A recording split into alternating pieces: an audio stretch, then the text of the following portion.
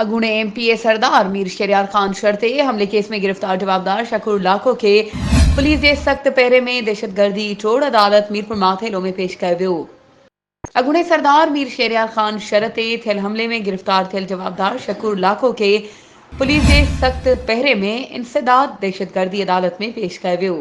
कोट सगोरी के पुलिस तरफा जवाबदार जी 23 ॾींहनि जी रिमांड की इस्तदा कई वई। इंसदाद दहशतगर्दी अदालत 7 ॾींहनि जे रिमांड ते जवाबदार के पुलिस हवाले करे छॾियो। उन मौके ते फरियादी धुर जे वकील एडवोकेट फरमान अली शर मीडिया सां ॻाल्हाईंदे चयो त असांजो केस मज़बूत आहे, जवाबदार सज़ा खां कोन बची सघंदो।